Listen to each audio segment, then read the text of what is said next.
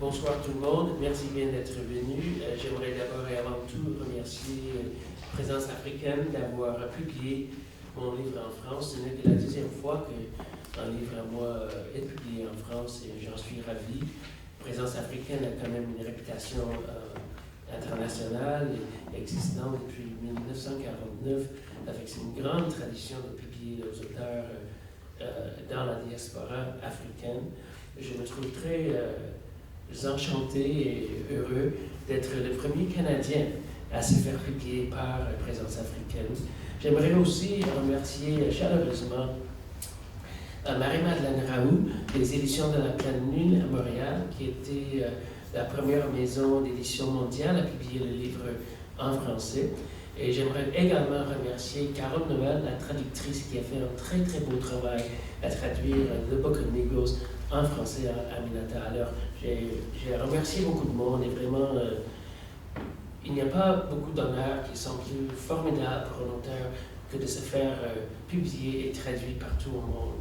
Et je suis donc très content d'être ici, de retour en France. Ça fait longtemps que je n'ai pas visité votre pays, donc je suis bien content d'être ici de retour.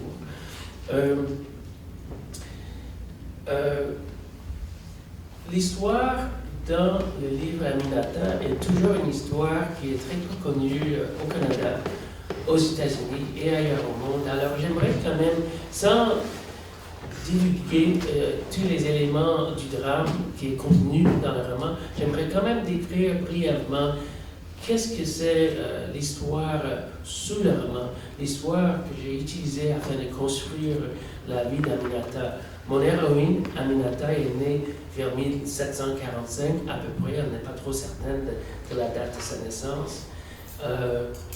Et l'histoire qu'elle subit est une histoire assez commune, à peu près 3000 personnes, disons, qui sont appelées des loyalistes noirs. Vers 1775, lorsque les colonies anglaises du côté atlantique d'Amérique du Nord se sont mis en guerre contre la Grande-Bretagne et militaient pour leur indépendance, voulaient créer les États-Unis d'Amérique, les Britanniques, les Anglais ont essayé de tout faire afin de supprimer, d'arrêter cette révolution américaine. Une chose que les Britanniques ont fait afin de tenter de vaincre les Américains dans leur révolution était de faire une promesse aux esclaves américains. On disait en écrit, si vous fuyez vos plantations, si vous quittez votre état d'esclavage, si vous profitez du chaos de la guerre et vous quittez les terres où vous travaillez, et si vous venez derrière les lignes britanniques pour aider les forces armées britanniques contre les Américains, on va vous garantir la liberté et l'égalité à la fin de la guerre.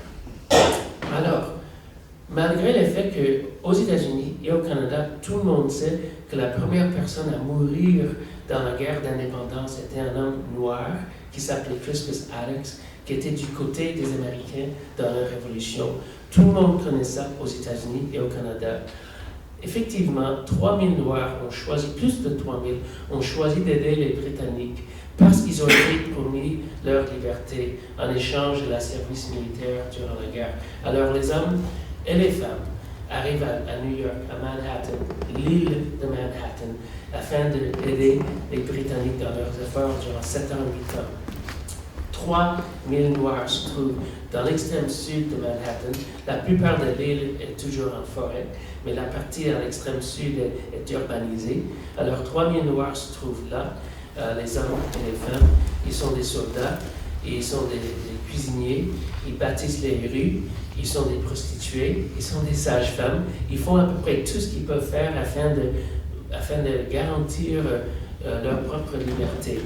À la fin de la guerre, qui dure 7 ans, les Britanniques perdent, les Américains gagnent. Alors, qu'est-ce qui va arriver à ces 3000 Noirs qui ont quitté l'esclavage, qui ont lutté contre les gens qui les possédaient auparavant? Qu'est-ce qui va arriver à eux?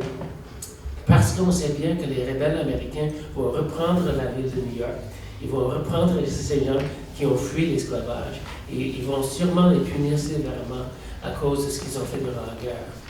Les Britanniques décident d'évacuer les 3000 Noirs peuvent faire preuve de leur service durant la guerre. Si vous pouvez montrer que vous êtes noir et vous pouvez montrer que vous avez aidé les Britanniques durant la guerre, vous êtes permis de quitter la ville de New York en bateau et de faire un voyage d'environ 9 jours jusqu'à la Nouvelle-Écosse, une province sur la côte atlantique du Canada. Alors, 3000 Noirs quittent la ville de New York pour se réfugier en Nouvelle-Écosse, au Canada, à la toute fin de la guerre d'indépendance en 1783. Avant de pouvoir quitter la ville de New York, ils doivent avoir leur nom inscrit dans une sorte de passeport communautaire. Ce passeport, c'est un registre tenu par l'armée britannique. Ça s'appelle en anglais le Book of Negroes, ce passeport-là. En français, on pourrait le traduire en le registre des Noirs. Alors, tenu par l'armée britannique, c'est la première fois que plusieurs mille Noirs sont décrits, leurs noms, leur biographie, leurs enfants, leurs traits physiques, qui les possédait auparavant, comment est-ce qu'ils ont fui l'esclavage, qu'est-ce qu'ils ont fait durant la guerre, où est-ce qu'ils se rendent au Canada. C'est la première fois qu'on a une description biographique de plusieurs milliers de Noirs par une autorité sérieuse en Amérique du Nord, dans ce cas-ci l'armée britannique. Alors ce document, ce registre qui s'appelle The Book of Negroes, ça devient le titre de mon roman en anglais, puisque mon personnage, Aminata, doit elle-même aussi avoir son nom inscrit dans ce registre avant qu'elle soit permise de quitter New York pour gagner la côte atlantique du Canada. Comme ils ont été promis leur liberté, leur égalité au Canada après la guerre, ils ont été sauvés par les Britanniques, mais aussi trahis. Une fois arrivés en Nouvelle-Écosse, on ne les nourrit pas, on ne leur donne pas des terres à cultiver, on ne leur donne pas des outils afin de cultiver la terre. Alors ces 3000 Noirs sont en train de crever de froid et de faim, et leur difficulté est tellement sévère, aussi sévère que l'esclavage aux États-Unis. Effectivement, plusieurs de ces 3000 sont tenus en état d'esclavage au Canada même aussi. Après 10 ans de frustration au Canada, ces 3000 Noirs, ou une bonne partie de ces 3000, acceptent une offre de la part des gens qui veulent promouvoir l'abolition, des gens à Londres, et qui financent un voyage du Canada jusqu'à Sierra Leone, dans la côte ouest de l'Atlantique, la côte ouest de l'Afrique. Alors, 1200 Noirs quittent Nouvelle-Écosse pour regagner et créer la ville de Freetown, en Sierra Leone, à la côte ouest de l'Atlantique, de l'Afrique. On entend souvent parler de Marcus Garvey de Jamaïque, et vers 1920, il essaie de persuader les Noirs dans les Antilles et dans les Amériques de quitter les Amériques afin de regagner l'Afrique.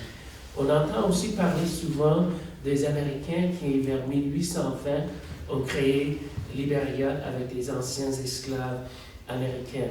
Mais bien un siècle avant la vie de Marcus Garvey et quelques décennies avant que les Américains créent la colonie de Libéria en Afrique, les Canadiens, les Noirs canadiens deviennent le premier peuple noir à quitter les Amériques afin de regagner l'Afrique. 1200 femmes, hommes et enfants en 15 bateaux qui quittent le Canada le 15 janvier 1792 et qui arrivent en Sierra Leone afin de créer une nouvelle colonie, Freetown.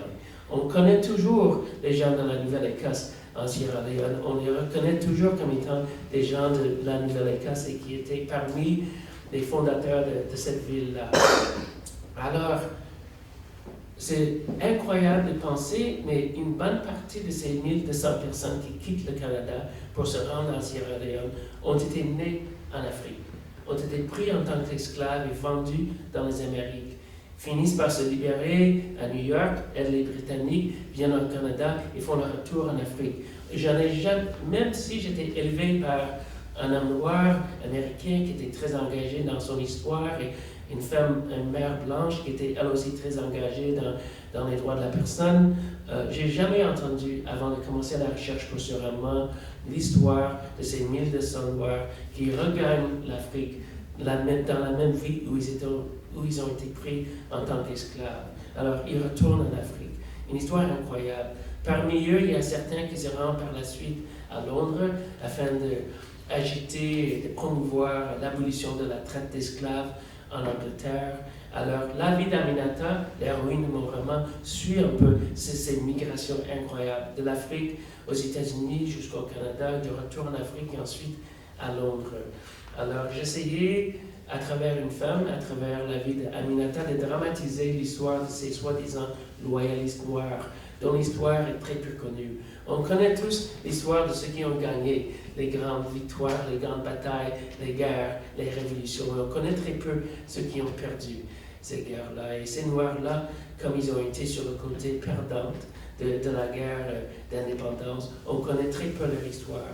On connaît aussi très peu l'histoire de l'esclavage au Canada et de comment, jusqu'à 1834, les Noirs, comme aux États-Unis, ont été tenus en état d'esclavage. Alors, c'est un roman qui essaie de briser un peu les mythes de l'innocence canadienne, qui essaie d'explorer une histoire très peu connue en Amérique du Nord et en Europe.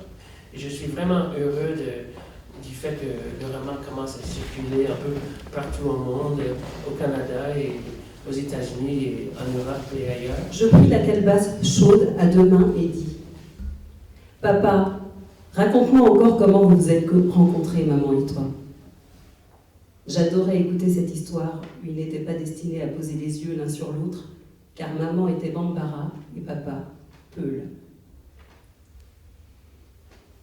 Ils n'étaient pas censés se rencontrer, encore moins s'unir et fonder une famille.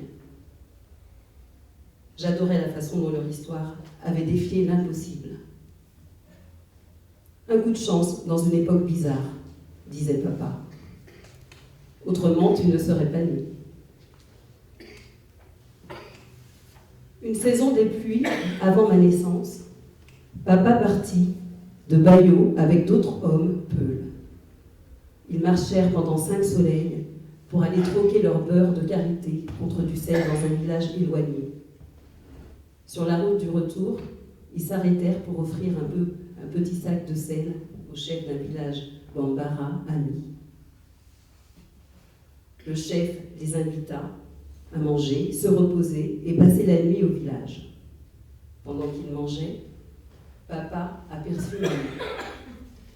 Elle passait, tenant en équilibre sur sa tête un plateau de 3 ignames et une calebasse de lait de chèvre. Papa fut attiré par sa démarche gracieuse, sa tête bien droite, son menton relevé, la cambrure de son dos, ses jambes longues et fortes et ses talons teints en rouge. Elle semblait sérieuse et fiable, mais ce n'était pas quelqu'un avec qui on pouvait plaisanter, dit papa. À cet instant même, j'ai su qu'elle allait devenir ma femme. Maman buvait son thé et elle riait.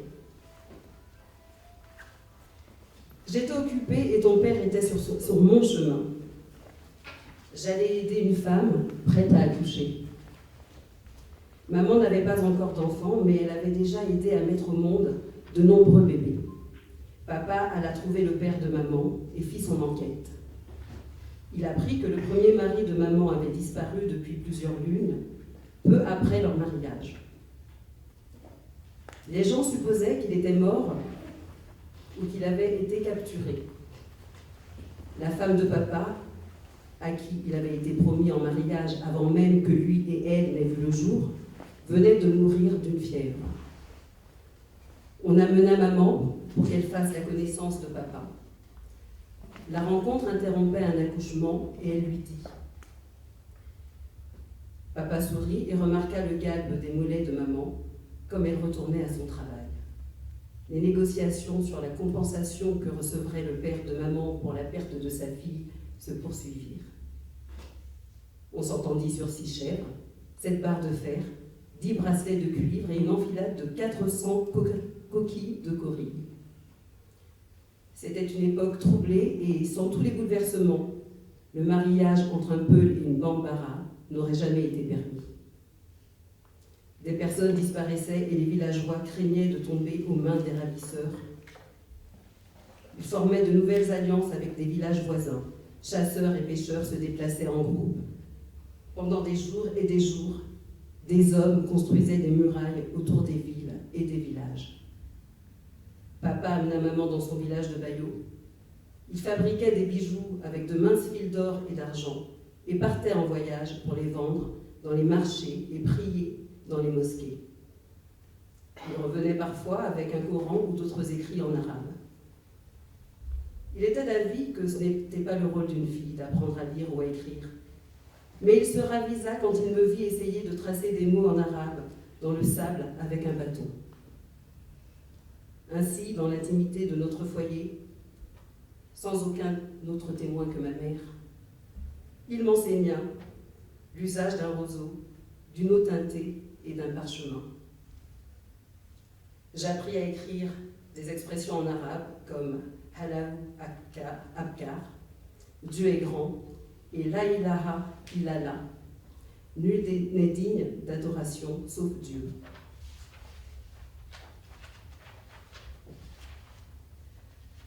Maman parlait toujours le bambara, sa langue maternelle, quand nous étions seuls toutes les deux. Mais elle avait également appris de papa beaucoup de mots peuls et quelques prières. Parfois, j'observais les femmes, peuls, échanger des coups de coude et se taquiner en voyant maman se pencher, un bâton affûté à la main, pour tracer « Alhamdulillah », louange à Dieu, sur le sol et prouver ainsi aux autres femmes du village qu'elle avait appris quelques prières en arabe. Non loin, d'autres femmes écrasaient du millet à l'aide de lourds pilons de bois, hauts comme des jambes, lisses comme la peau d'un bébé et durs comme la pierre. Les coups, répétés des pilons qu'elles plongeaient dans les mortiers remplis de millet, ressemblaient aux battements syncopés des tambourinaires. De temps en temps, elles faisaient une pause pour boire de l'eau et examiner leurs paumes calleuses pendant que maman répétait les mots qu'elle avait appris de papa. Quand maman était heureuse et se sentait en sécurité, elle avait un sourire apaisant. Et ce sourire, je le revois chaque jour depuis qu'on m'a arrachée à elle. Quand vint le moment de ma naissance, je refusais de faire mon entrée dans le monde. Papa disait que je punissais ma mère de m'avoir conçue. Maman finit par convoquer papa. « Parle à ton enfant, parce que je commence à être inquiète. » Papa plaça sa main sur le ventre de maman. Il approcha la bouche de son nombril gonflé comme un bourgeon de tulipe. « Fils, dit papa. Tu ne sais pas si c'est un fils que nous avons là-dedans, fit remarquer maman. Si tu continues à prendre autant de temps, c'est une chèvre que nous allons finir par avoir. Mais tu m'as demandé de parler et je pense à un fils. Donc, cher fils, sors de là immédiatement. Tu as mené une belle vie, endormi, accroché à ta mère. Arrive tout de suite, sinon tu auras la fessée. Papa affirmait que je lui avais répondu du fond de l'utérus. Je ne suis pas un garçon. Avant que je sorte, il faut qu'on parle. Alors, parle. Si tu veux que je sorte maintenant, il me faut des galettes de maïs chaudes, une calebasse de lait frais et ce merveilleux breuvage que les infidèles tirent de l'arbre. Pas de vin de palme, interrompit mon père. Pas pour celui qui craint Allah. Mais je t'apporterai des galettes quand tu auras des dents. Et maman fournira le lait. Et si tu es une bonne fille, un jour, je te donnerai de la noix de cola amère. Allah n'interdit pas le cola.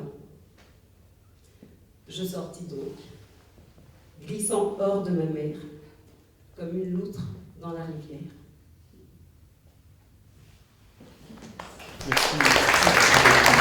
Bien lu, touchant de vous entendre lire cet extrait comme ça. Pourquoi avoir choisi d'écrire un roman?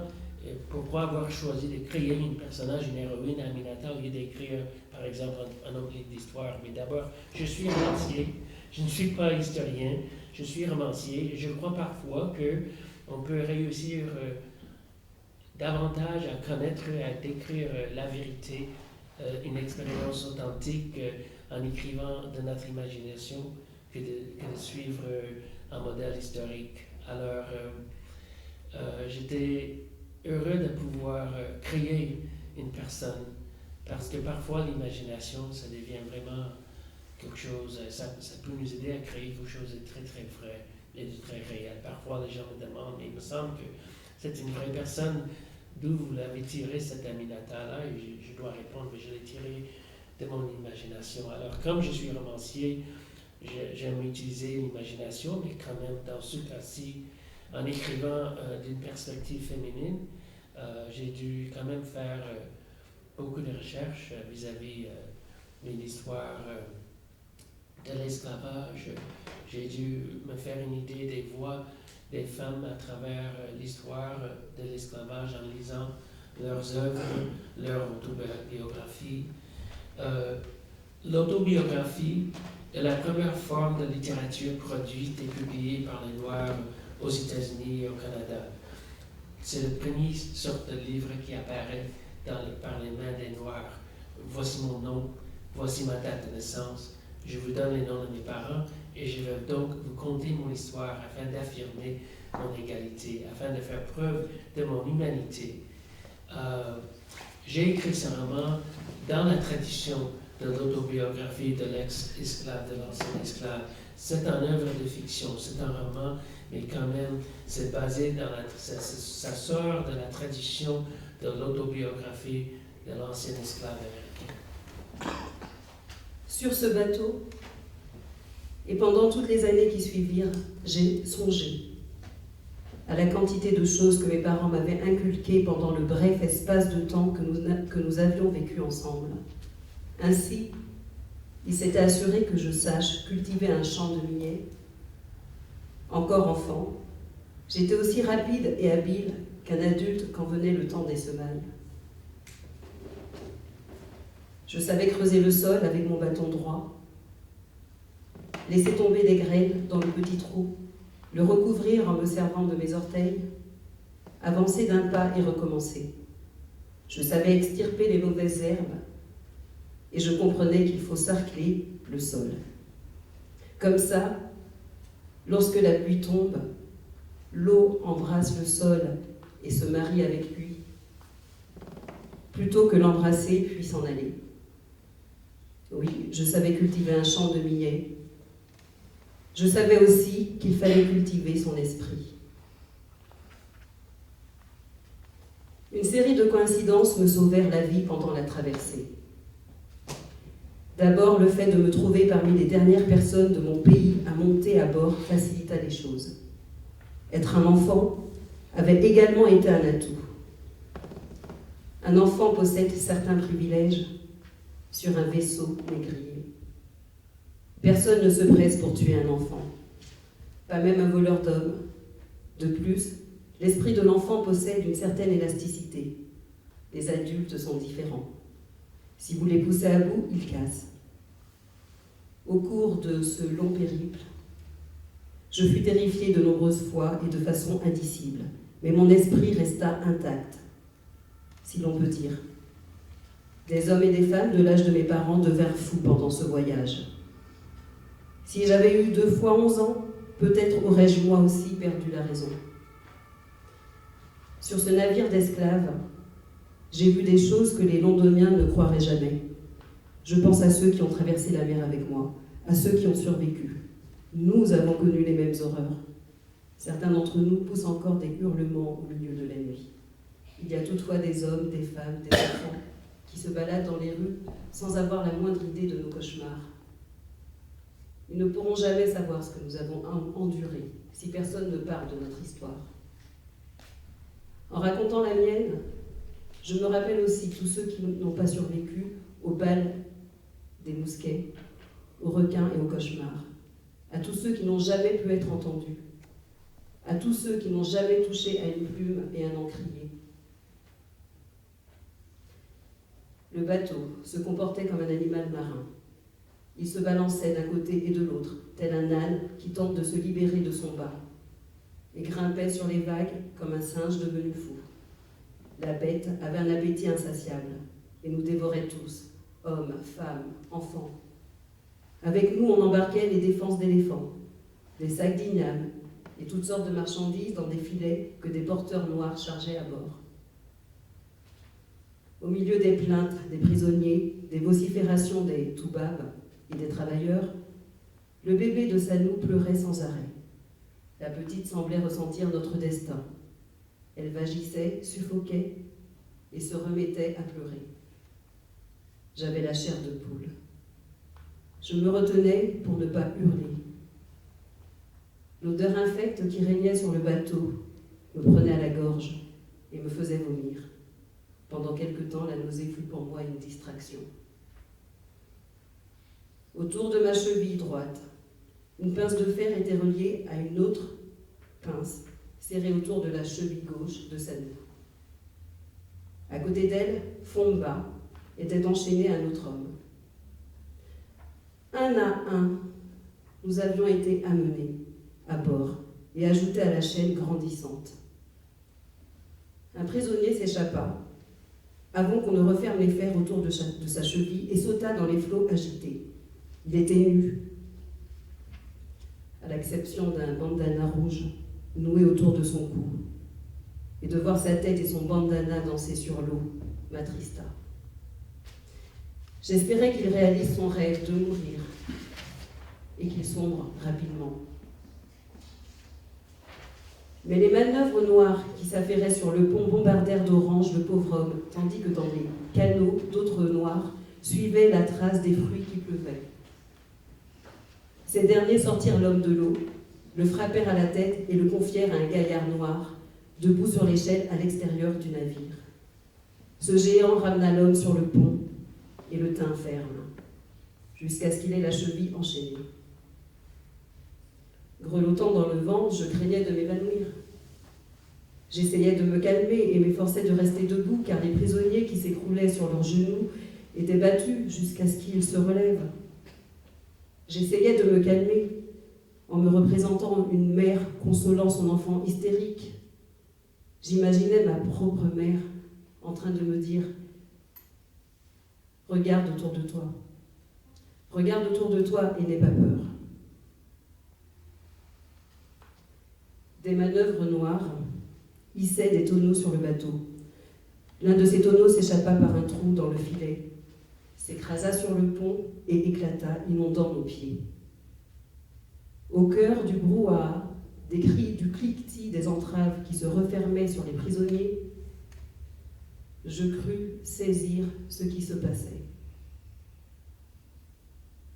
Un toubab, vêtu avec élégance, et un autre homme avançait le long de la rangée des captifs et les inspectait un à un. Une fois examinés, ces derniers étaient envoyés dans le ventre puant du navire. Le toubab était un homme grand et maigre. Les cheveux raides de la couleur de l'orange encadraient son visage, mais il avait le dessus de la tête chauve. Des yeux bleus, jamais je n'aurais pu imaginer une telle chose. C'était le même bleu que l'eau du fleuve par une journée ensoleillée. L'assistant du toubab avait la peau ni foncée ni pâle. Son teint d'un brun jaunâtre n'était pas comme celui d'un toubab ni d'un noir. C'était plutôt un mélange des deux. Une cicatrice boursouflée lui balafrait le visage, de l'œil jusqu'à la bouche. Ce n'était pas une marque de beauté, c'était la marque d'un couteau. Quand ils arrivèrent à ma hauteur, l'assistant me pinça les bras. Il me saisit les joues brutalement pour me faire ouvrir la bouche.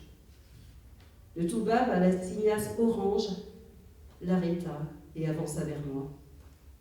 Il me fit signe d'ouvrir la bouche et il tira son index poilu. J'eus un haut le cœur.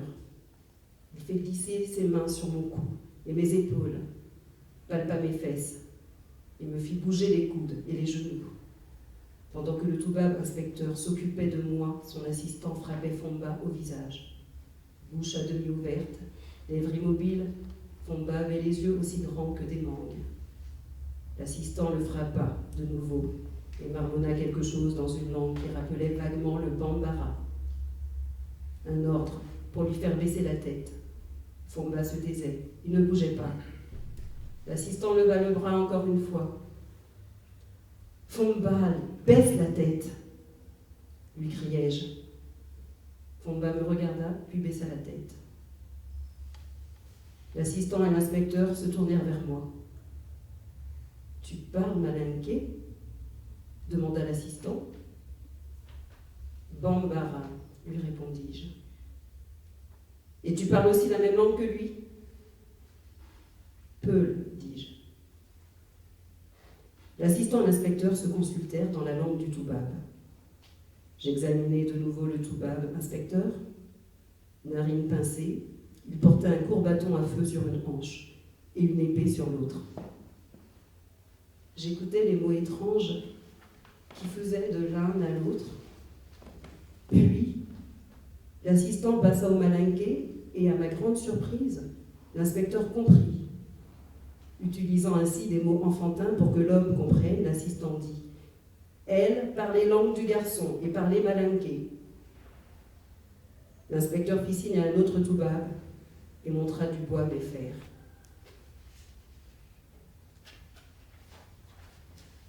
En novembre, le froid s'installa.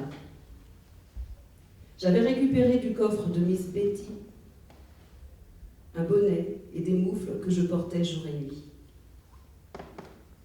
Je gardais le bonnet sur la tête, même à l'intérieur de la taverne. « T'as pas besoin de ça ici, » dit Sam, en me voyant m'asseoir sur un tabouret pour lire la New Amsterdam Gazette. Je ne veux perdre aucune chaleur pour qu'il m'en reste aussi longtemps quand je vais retourner dehors. Il m'apporta un café fumant. Selon le journal, la guerre avait éclaté entre les Tories et les rebelles. Qu'arriverait-il aux Noirs de New York, me demandai-je, si les rebelles en chassaient les Britanniques? Sam me confia à voix basse que selon lui, les rebelles étaient de meilleures personnes.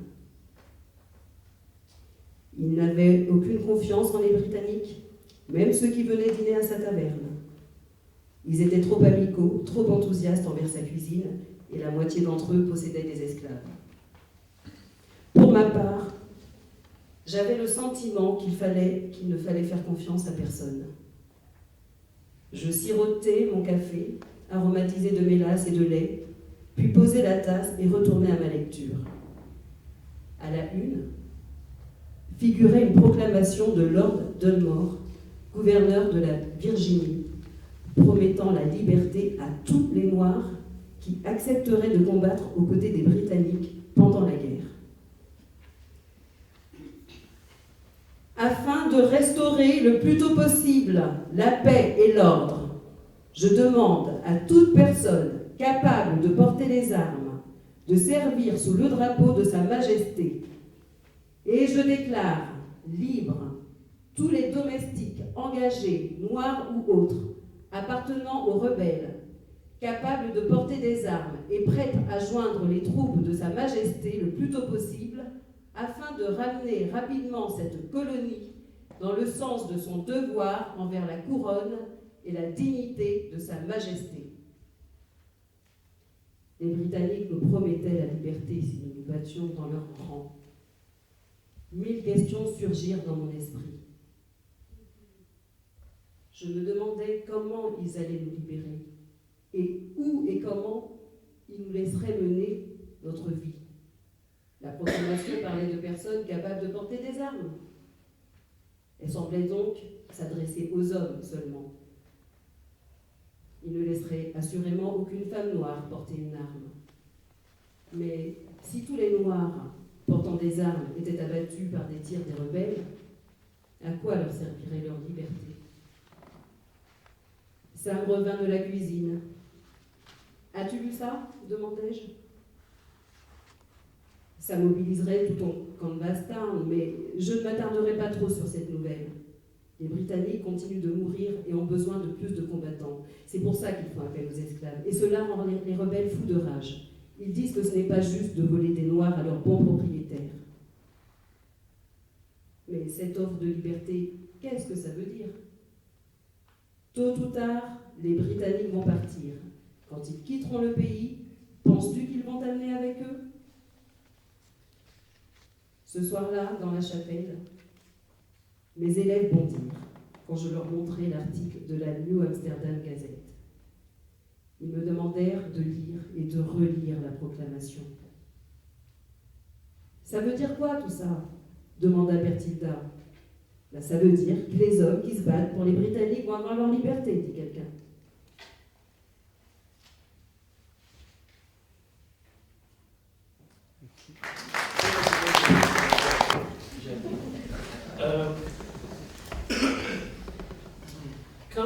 Mais je vais juste expliquer une petite chose avant de lire ce petit extrait-là.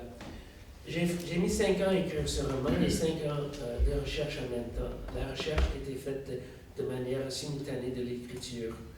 Alors, une des choses que je me suis mis à faire afin de mieux connaître l'histoire d'Aminata était de consulter les cartes de l'Afrique faites par les Européens, surtout des gens d'Hollande dans le XVIIIe siècle.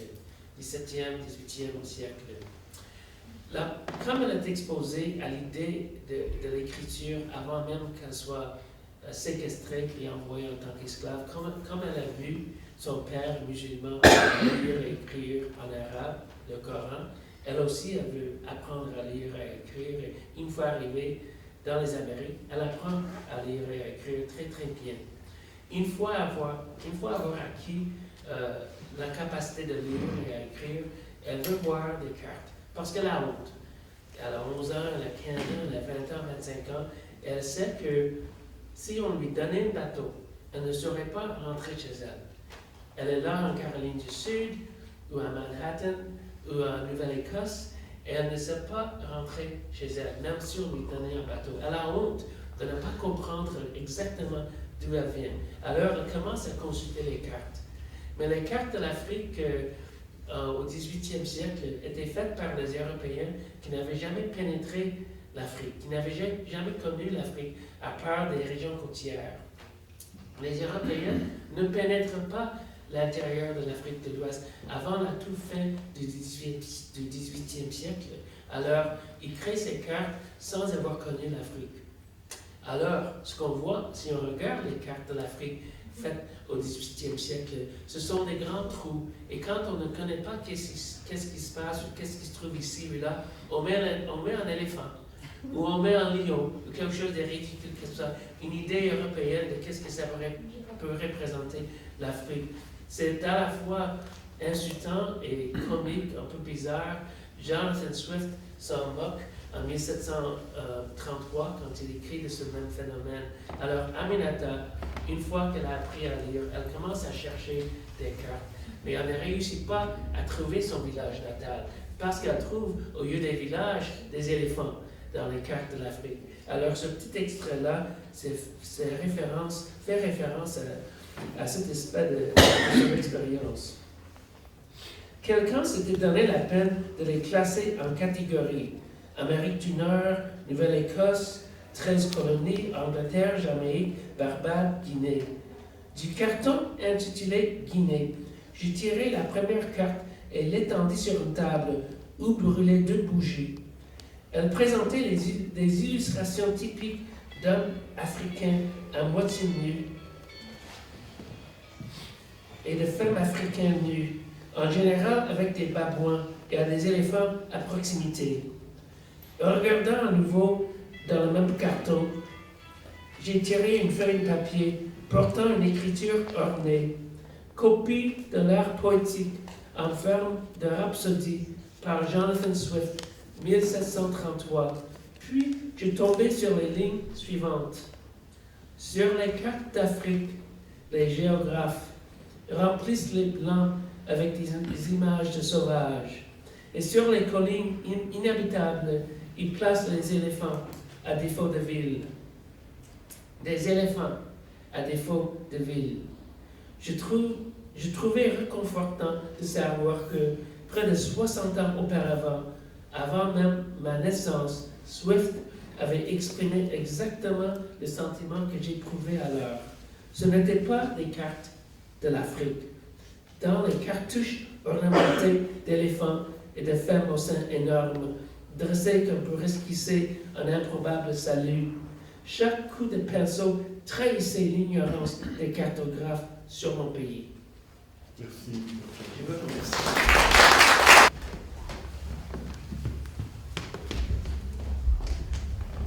Un jour, si jamais je reviens dans mon village, peut-être fera-t-on une exception pour me permettre de devenir une Djéli, une conteuse.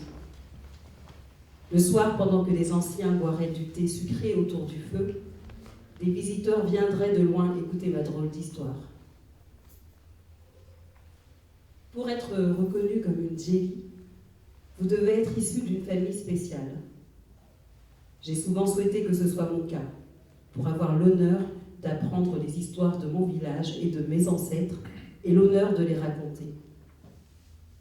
Dès sa tendre enfance, un enfant né dans une famille Djéli connaît l'histoire du crocodile qui a emporté 5 enfants, celle de l'homme qui était riche au point d'entretenir 17 épouses, mais si cruelles qu'elles se sont enfuies à tour de rôle, celle encore de la première fois qu'un homme de notre village est revenu de Tombouctou avec un mystérieux exemplaire du Coran.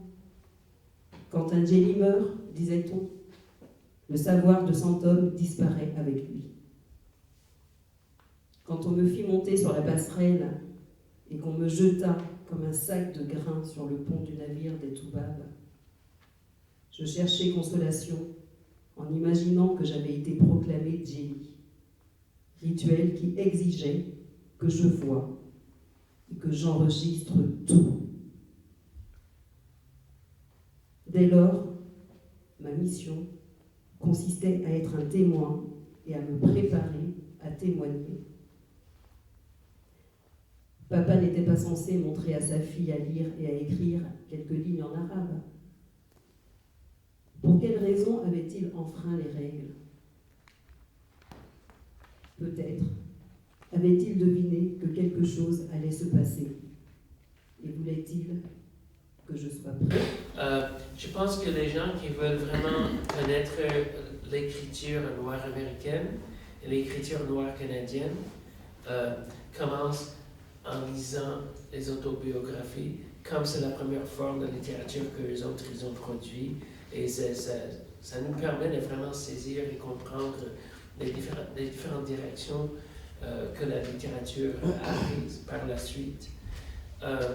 La géographie est extrêmement clé parce qu'on se définit à travers la géographie, la façon où on demeure, comment les gens nous voient, où on se trouve, influence profondément qui nous sommes.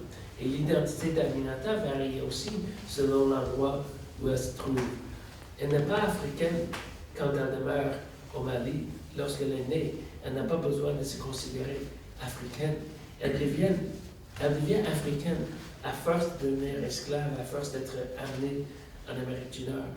Alors, oui, je trouve que la géographie joue un rôle clé dans son identité et je trouve que ça va continuer de jouer un rôle clé dans la façon dont les écrivains, surtout dans la diaspora noire, continuent de s'affirmer. Ce qui est arrivé aux autres Noirs, les loyalistes noirs qui ne sont pas partis en Afrique. Il y a des Noirs au Canada depuis à peu près 1605, à peu près la même durée de temps qu'ils existent aux États-Unis. Le premier esclave noir documenté au Canada, c'est un jeune homme de 8 ans qui s'appelle Olivier le Jeune, qui est un esclave de Madagascar, possédé par un prêtre catholique dans la ville de Québec, au Canada, 1628.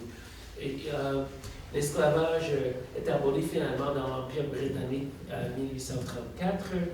Alors, il y a une longue histoire des Noirs au Canada avant même l'arrivée des loyalistes noirs. Cependant, avec l'arrivée de ces 3000 loyalistes noirs de New York jusqu'à Nouvelle-Écosse en 1783, ça représente la première fois qu'il y a une grosse migration de Noirs en même temps au Canada. C'est la première grande migration noire au Canada d'ailleurs. Lorsque les 1200 quittent la Nouvelle-Écosse pour regagner l'Afrique, les autres 1800 restent au Canada. Certains sont en état d'esclavage au Canada, d'autres sont tenus par les dettes et des obligations d'y rester. Mais les Noirs au Canada, et surtout les Noirs en Nouvelle-Écosse, peuvent facilement tracer leur famille jusqu'aux loyalistes noirs, y compris ceux qui ont quitté et ceux qui sont restés. Au début, ils étaient en état de pauvreté extrême en Nouvelle-Écosse, mais ils continuaient de vivre là. Les plus anciennes communautés noires au Canada sont en Nouvelle-Écosse. La Nouvelle-Écosse, dans l'est du Canada, est la seule province canadienne où on trouve de nos jours, aujourd'hui même, des communautés noires distinctes. Pour le reste de la région canadienne, les Noirs sont à peu près intégrés géographiquement avec les autres Canadiens, tandis qu'en Nouvelle-Écosse, on a toujours des communautés noires très très distinctes, où on peut trouver 1000 ou 2800 personnes qui sont tous noires, il n'y a presque pas d'autres personnes qui demeurent dans ces villages. Alors on trouve toujours des vestiges de ce temps-là, et on les appelle toujours les loyalistes noirs, et ils m'ont beaucoup aidé à faire les recherches pour mon roman. Il y a une société qui célèbre l'histoire de ces Noirs de Nouvelle-Écosse, et malheureusement, leur édifice et leur bibliothèque a été brûlée intentionnellement par quelqu'un voilà 10 ans. Alors ils ont tout perdu, leurs livres, leurs archives, leur documentation. Et là, ils sont en train d'essayer de rebâtir toute leur documentation. Ils sont toujours là, ils sont toujours bien établis, ils sont établis à travers plusieurs communautés géographiquement distinctes en Nouvelle-Écosse, ils sont toujours là, et ce sont les Noirs avec la plus grande tradition historique au Canada. Bonsoir à tous. Bonsoir madame. Je ne suis pas écrivain, mais je suis consommatrice de toute leur production. Je n'ai pas encore lu votre livre, je m'attendais à avoir encore un document sur l'esclavage, mais vous-même, vous nous avez bien présenté ce roman, disant que c'est plutôt la démonstration de la résilience des personnes face à une épreuve. Et comme épreuve, vous avez choisi l'esclavage. Et vous auriez pu choisir un homme, vous avez pris une femme. Donc je pressens qu'il y a ce double combat pour elle dans votre livre, j'espère. Et ma question porte sur le fruit de vos enquêtes. En ce moment, on parle beaucoup du fait que l'esclavage n'a pu se faire que parce qu'il y avait des Noirs qui ont vendu leurs frères. Voilà ce qu'on entend. On n'en donne pas les preuves, mais on l'entend tout le temps.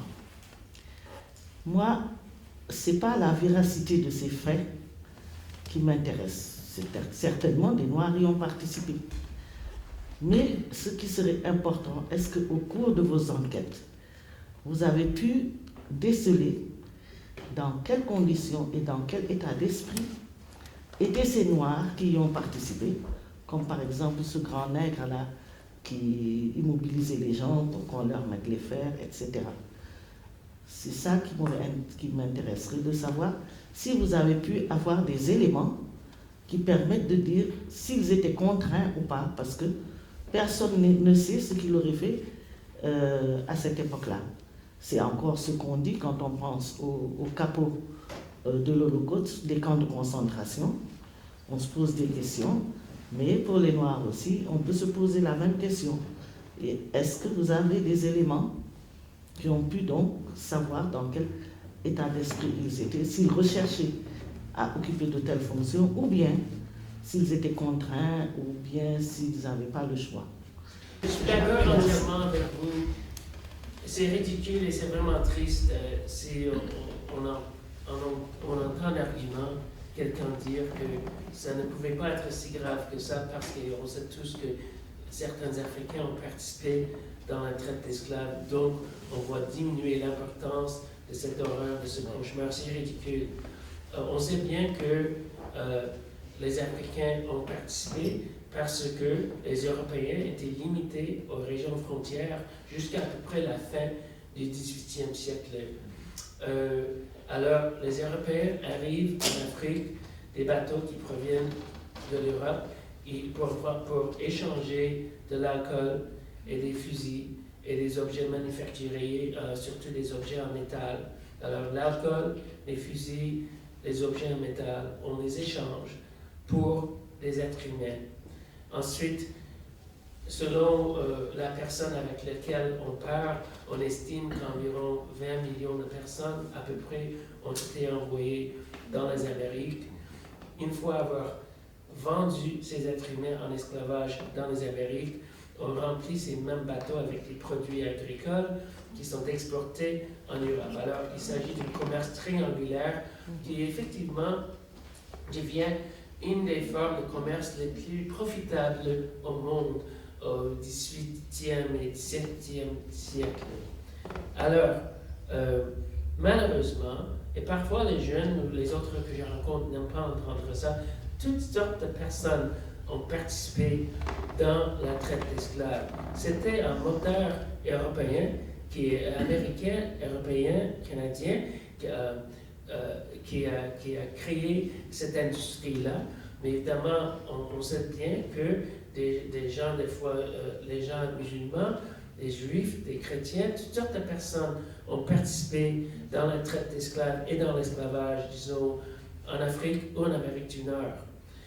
En ce qui touche la participation des Africains, il y a un homme qui s'appelle Mungo Park, qui était un médecin écossais, qui était parmi les premiers Européens à voyager profondément vers l'intérieur de l'Afrique de l'Ouest. Et vers 1795, approximativement 97, il fait un grand voyage à l'intérieur de l'Afrique. C'est un voyage un peu choquant, selon notre perspective contemporaine, mais il tient un journal. Il écrit à tous les jours dans son journal tout ce qu'il voit lorsqu'il voyage durant 1 an ou 2 profondément à l'intérieur de l'Afrique. Encore, c'est vers 1795. Et Mungo Park, ce médecin écossais, une chose qu'il voit et qu'il décrit, et c'est la première fois que je vois personnellement une description écrite de l'esclavage et comment ça se déroule en Afrique. Ce sont dans les journaux de Mungo Park, qui sont publiés, qui sont facilement trouvables maintenant. Et il décrit exactement comment les êtres humains étaient attachés au cou, comment on les amenait, qui les amenait, où ils ont été amenés. Et parfois, les gens marchaient jusqu'à 3 mois, jusqu'à 1000 km avant d'être amenés à la mer, attachés au cou, généralement sans vêtements. Et moi, quand j'ai commencé à faire la recherche pour ce roman, je me posais exactement la même question. Comment ça se faisait? Comment ça se passait? Comment est-ce que ces êtres humains étaient transportés aux régions côtières? Mais finalement, il est décrit en détail et ça m'a permis de visualiser un peu ce forme de transport qui existait. Et même Aminata, à 11 ans, une adolescente sans vêtements, se fait elle-même aussi obligée de marcher 3 mois de son village natal au Mali jusqu'à la région frontière où elle est envoyée en esclavage.